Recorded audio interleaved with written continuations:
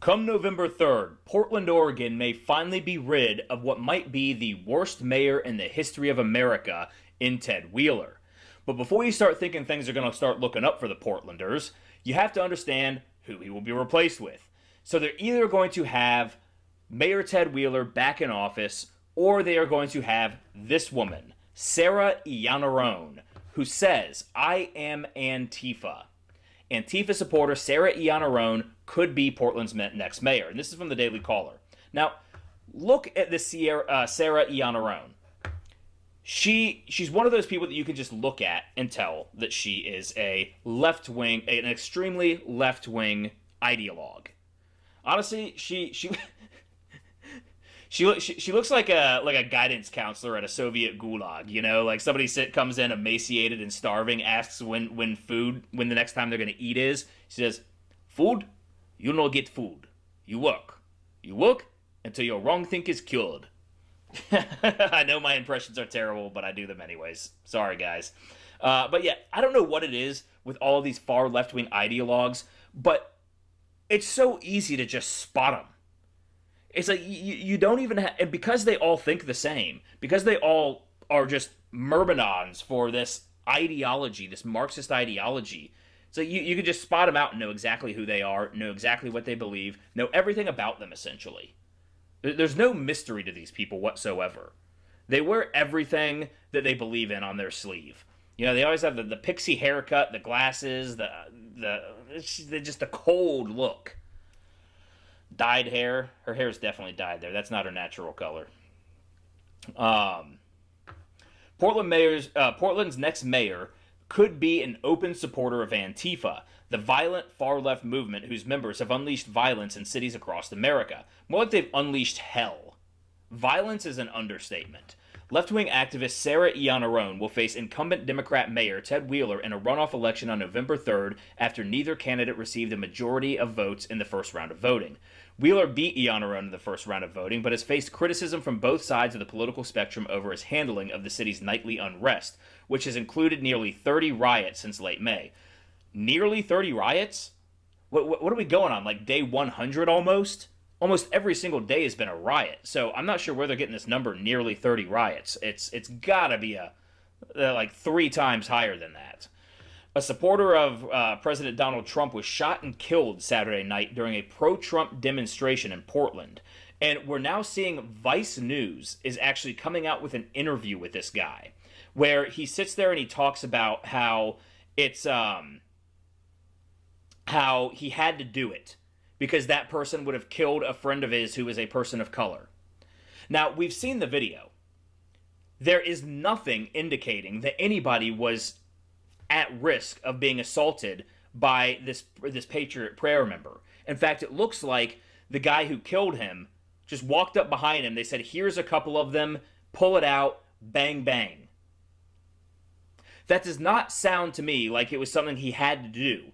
But what does worry me is that this guy is out there openly giving interviews to Vice News and is not in fucking jail. He murdered this man in cold blood.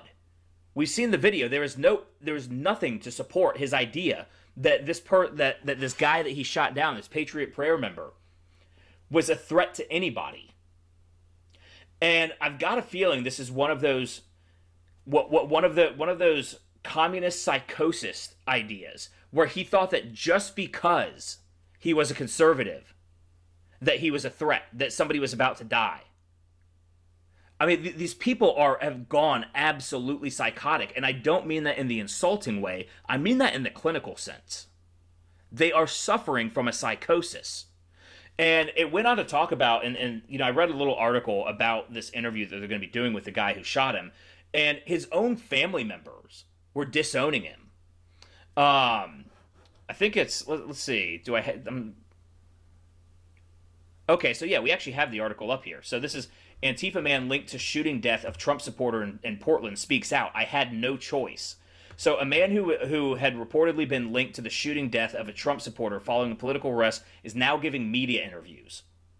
How is he giving media interviews when he should be in prison?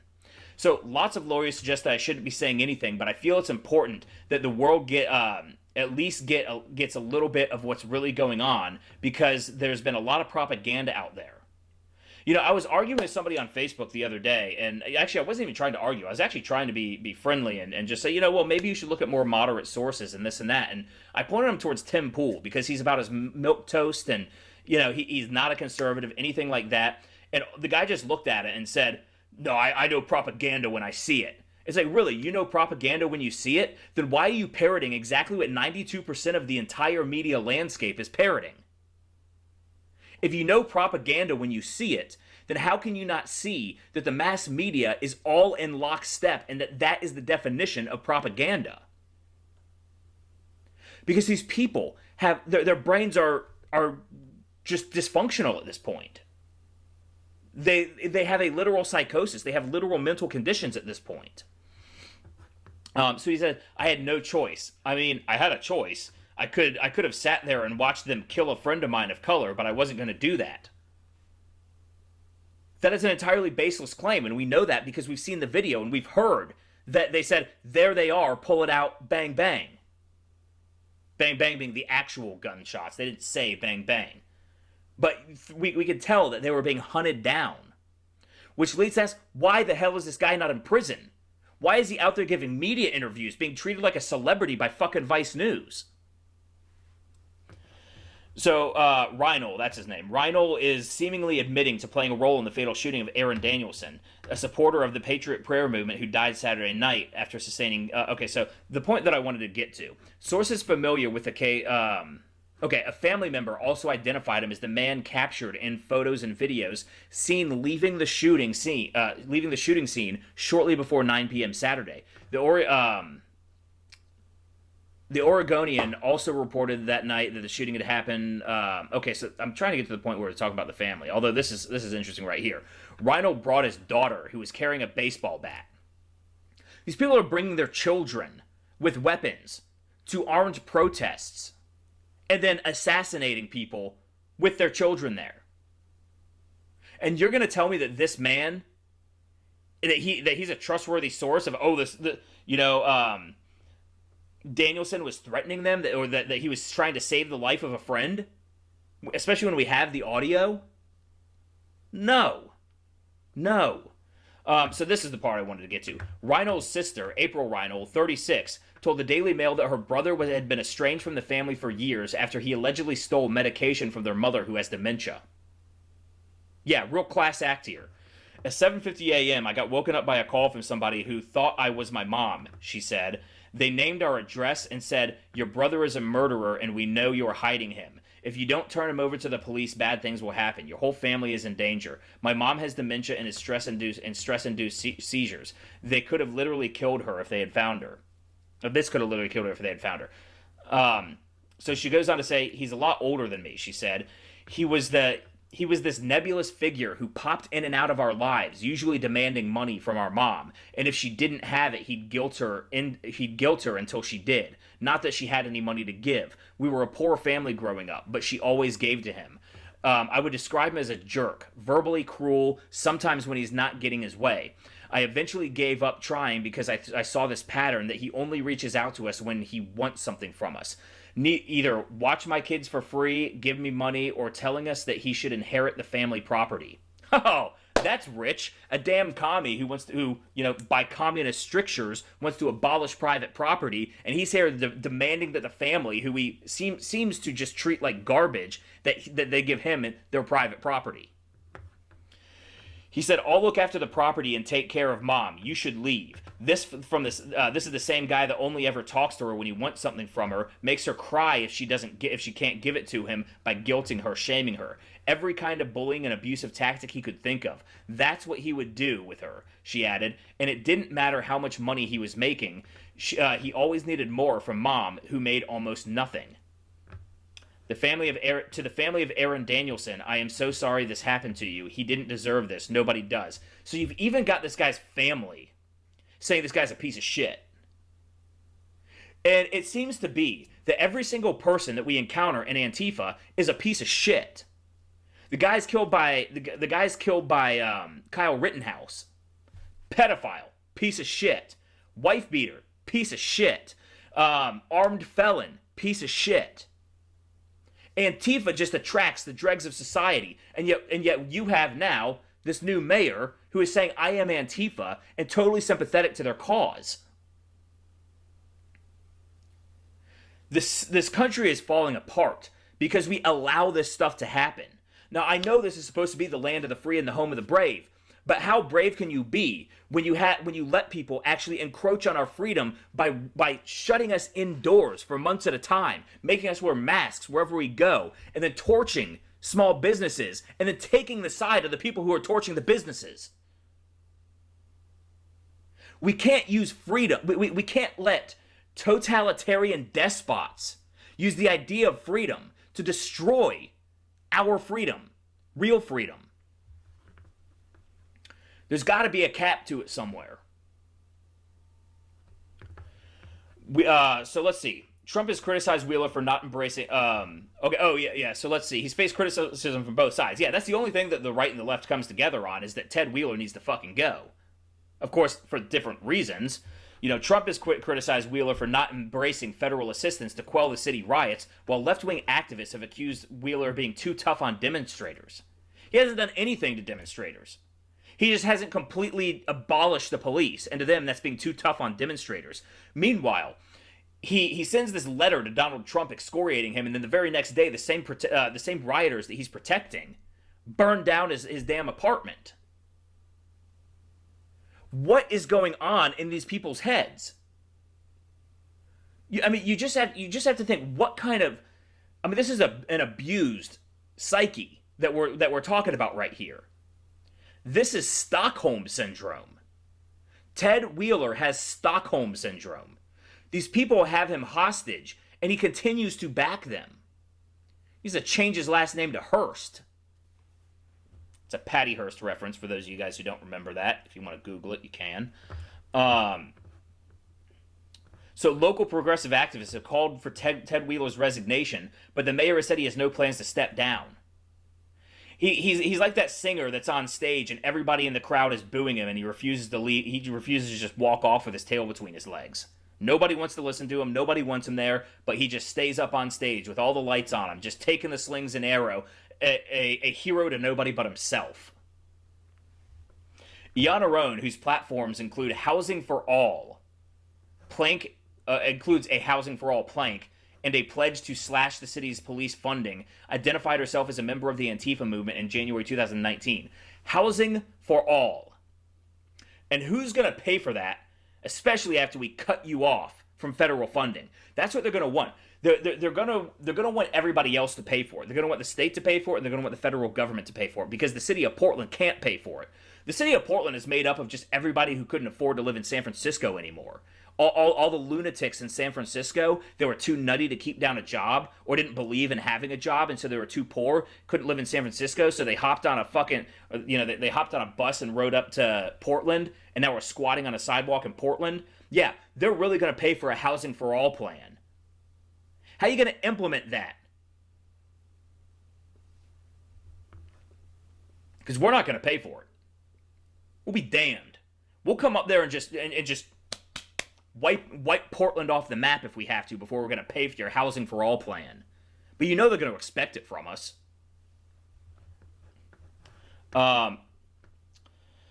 So this is our tweet right here. To those who say Antifa are violent thugs, I am not a violent thug, and I am Antifa.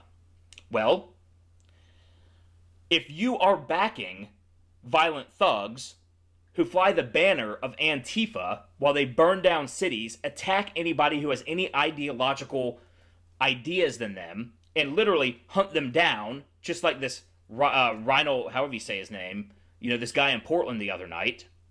He said he was at 100% Antifa too. He's on camera saying that he's 100% Antifa. And so, to Sarah Iannorone, who of course has her pronouns in her bio, to say that they're violent thugs, well, guess what? A violent thug who just shot down a Patriot Prayer member, murdered him in cold blood, says he's 100% Antifa, just as you do, Sarah Iannorone. I am Antifa because the red hats are coming after brown and black people, after Jews, after queer and trans people, and more. Yeah, They're coming after you at the lowest unemployment rates for those communities this country has ever seen. They're coming after you with jobs and opportunities. These people make these baseless claims. And then they say that we're the ones fear-mongering. They say that Donald Trump is fear-mongering and that the right is fear-mongering because we're actually talking about them coming after our society, which they are absolutely actively burning to the ground. That's not fear-mongering. That's just saying, these motherfuckers are out here doing this. Yet they're sitting here saying that the red hats, MAGA hats, are saying that they're coming after all these people when that's not happening at all. There are no instances of it. In fact, hate crimes are in such high demand with no supply that they have to fake them every damn time. They have to Jussie Smollett this narrative into existence. They are coming after our democracy. Hashtag Holocaust Memorial Day. Hashtag never forget.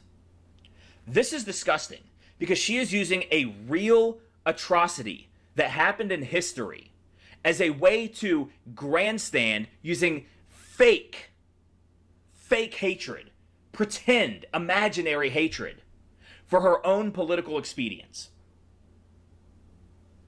To push her own narrative, to push her own agenda and ideology. And she is standing on the graves of the Holocaust victims in order to do so. They provide no support for any of these claims ever. And there's a reason that they don't. It's because they can't. It doesn't exist. And whatever support they try to provide has to be taken out of context or built upon a lie. Yes, I'm talking about the good people on both sides narrative that they're still, to this day, painting. That you could show them the video of him condemning the neo-Nazis and white supremacists totally. And yet you'll show them that video, and they'll still tell you he's never condemned white supremacists. That he still said that there are fine people on both sides. Never putting two and two together to realize that if he was talking about the violent activists on both sides, that he would have also been saying that Antifa are very fine people. They don't want you to think about that. Because for all their critical race and gender theory, critical thought is absolutely a detriment to anything. It's a detriment to their existence. It's a detriment to their entire ideology. Their critical theories are not built on critical thought. They're built on indoctrination and brainwashing. There's nothing critical about it.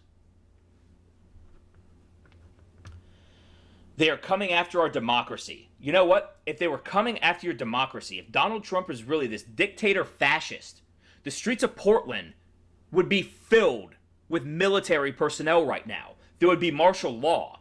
Instead, he keeps asking, he keeps telling Ted Wheeler, if you need my help, I'm here to provide it. But he doesn't send anything in without their consent. Does that sound like a fascist dictator to you? No. But I could say this point blank to one of these brainwashed ideologues.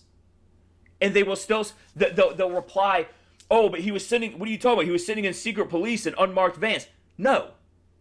There were Homeland Security people who had patches on. Sure, they were in unmarked vehicles, but guess what? Police and law enforcement have been using unmarked vehicles since the dawn of police and Homeland Security. Unmarked vehicles are not some new phenomenon, but they want you to think that because they don't want you to think critically about anything they say. You know, the moment they say that, you should be like, yeah, but unmarked vehicles are par for the course with law enforcement.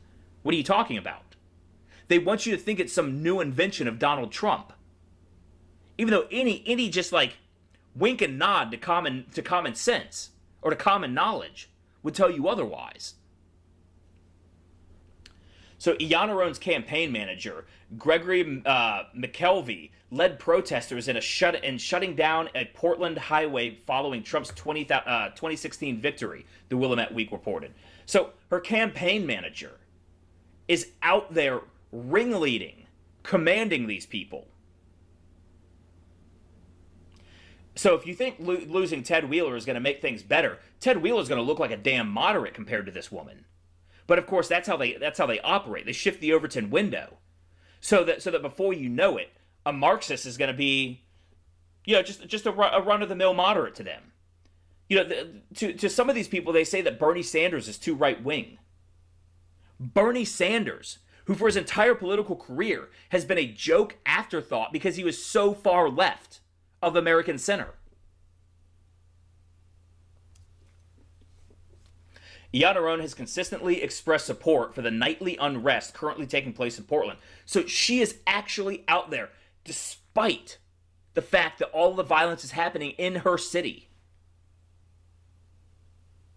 Still supports it. It reminds the Babylon Bee, which is satire, posted a headline that said it was something along the lines of Mayor burns down city to own Donald Trump or something like that. And I looked at it and I was like, the Babylon Bee isn't even satire anymore. You can't even satire this stuff. Satire's dead. My daughter was in the streets last night, driven by anti-racist conviction. Driven by communist ideology. Anti-racism is a Trojan horse for communism, for Marxism. It is based on equity, which has to do with the redistribution of wealth and property. She is not an agitator nor an opportunist. Guess what? If you're hanging out with a bunch of friends and you're about to walk into a store and one of your buddy pulls out a gun and says, I'm about to go rob this place, and you still go in there with them, you are now an armed robber too. There is such thing as being guilty by association during the act of a crime. You were there, you did nothing to stop it, you did nothing to talk anybody out of it, you were there in the ranks of the criminals. So, she is not an agitator. By definition, a protester is an agitator. Nor an opportunist, and she should not fear for her safety at the hands of the Portland police. Well, should Portlanders fear for their safety at the hands of Antifa thugs? Ask Danielson. Ask the Patriot Prayer member who was shot dead in the street, executed. Should he have had to fear for his safety at the hands of your daughter's comrades? They don't have the answers to these. Because they know that the answer, the true answer, will vilify them. Because these people are the villains. So let's see. So protests will continue in our city and across the country until our leaders address the problems of racism, police brutality, and white supremacy undergirding our society. Those problems are not real. They're mythical problems. And they are mythical problems that represent the Marxist agenda. So what she's really saying here is that the protests, and by protest she means riots and violence. So let's say what she's really saying here is the violence will continue in our cities and streets until our leaders acquiesce to Marxism. We saw this in the 1969 G. Edward Griffin speech, where he talked about all of this, how they were going to burn the country, and how it was going to be used to spread out any kind of like fire units and police units. Spread them thin so that they can't actually handle the massive rioters. And we saw that actually in Kenosha. We have video that suggested or even outright showed that the police in Wisconsin were so overmatched that they were actually trying to direct the protesters towards Kyle Rittenhouse and his militia members, de facto enlisting them, de facto deputizing them to help quell the riots, to help quell the violence. So she continues, we need to understand these protests are part of a healthy democracy. Since when has arson and murder and looting been part of a healthy democracy? That is part of a broken society. Peaceful protests, in my opinion, I mean, now she's just outright lying. They're not peaceful wait, hold on. So peaceful protests, in my opinion, might not necessarily be moving the conversation forward. So there she is, outright stumping for the violence, promoting the violence. And we've seen this from Kamala Harris saying not to let up. We've seen this from the Democrat Party. We are at war. We are in a civil war. And it's only a matter of time before the right really steps up. And when the right really steps up, just imagine this. Kyle Rittenhouse, a 17-year-old kid with a gun that wasn't even his, with only one magazine, the entire mob of Antifa members could not handle him.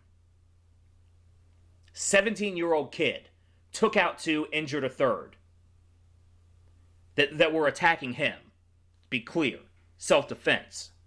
They tried to take out a 17-year-old kid, and the whole mob couldn't even do that.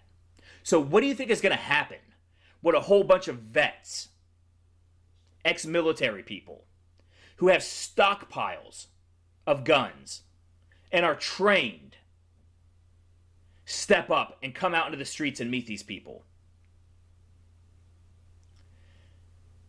It's going to get very ugly and very dark very fast. But the media will, of course, always side with the agitators, with the Marxists, with the ones who are trying to destroy America. Because the people in the media know that once this ideology takes, fully overwhelms our government, and we become this Marxist system, they're going to be members of the ruling class. They're going to be members of the elite. And the rest of us are going to just be extracted from.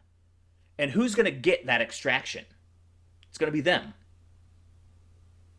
We're going to be left with nothing.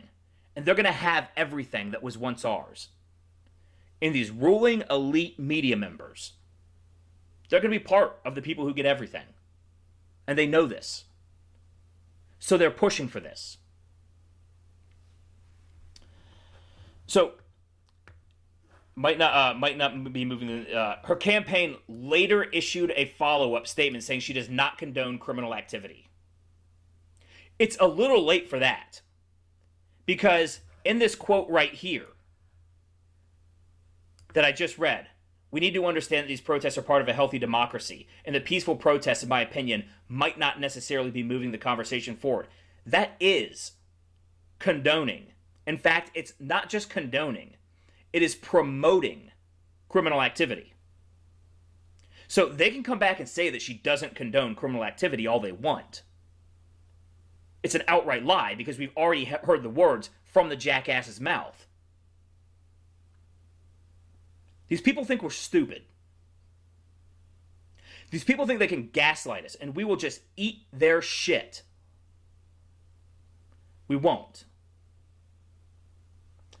And come November 3rd, I fear that voter fraud is going to put us on a collision course, an unavoidable collision course. I've already talked about that in recent videos, and I know I've talked about a lot of things repetitively in some of these videos, but I'm not sure what else I can say to this. But I need to keep presenting you the escalation of this, how it's moving forward. So anyways, guys, that's the video. Go ahead and hit the like button. Subscribe to the channel if you haven't already. Follow me on Facebook, Twitter, Instagram, and Parler at Ram Thorburn. And also, if you're interested in contributing to the channel, which would be greatly, greatly appreciated. Right now, this is essentially a full-time job that I'm not getting paid for. There are links to my Subscribestar, Patreon, and PayPal down in the description below. Anyways, guys, thank you very much for watching, and I hope you have a wonderful night.